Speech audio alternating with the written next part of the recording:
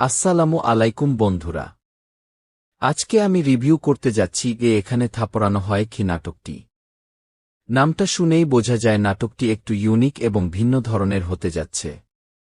এই নাটকে অভিনয় করেছেন নিলয় আলমগীর এবং হিমে। এই জুটিকে আমরা আগেও অনেক নাটকে দেখেছি এবং তাদের কেমিস্ট্রি সবসময়ই দর্শকদের কাছে বেশ উপভোগ্য লাগে। নাটকের গল্পটা মূলত একটি ভিন্নধর্মী এবং মজার কনসেপ্টকে কেন্দ্র করে তৈরি।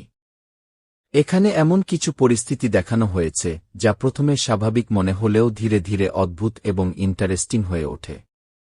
নিলয় আলমগীর এমন একটি চরিত্রে অভিনয় করেছেন যে হঠাৎ করেই এমন কিছু ঘটনার মধ্যে জড়িয়ে পড়ে যেখান থেকে বের হওয়া তার জন্য সহজ নয়।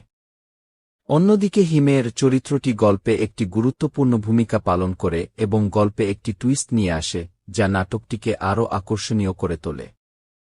অভিনয়ের দিক থেকে বলতে গেলে নিলয় আলমগীর তার স্বাভাবিক এবং প্রাণবন্ত অভিনয় দিয়ে চরিত্রটিকে খুব সুন্দরভাবে ফুটিয়ে তুলেছেন।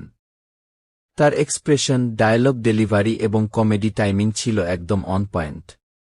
অন্যদিকে হিমে ও তার চরিত্রে বেশ ভালো করেছেন।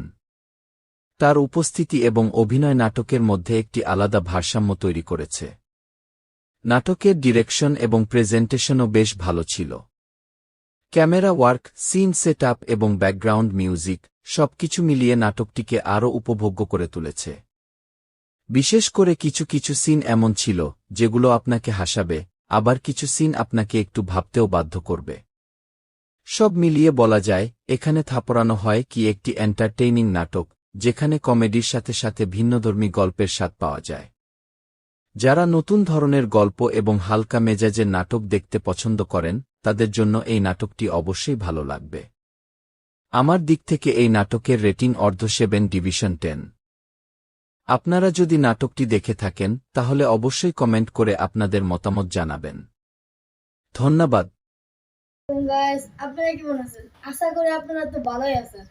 আমরা অনেকদিন ধরে ভিডিও ছাড়ছি, লাইক এন্ড সাবস্ক্রাইব করে দিন প্লিজ।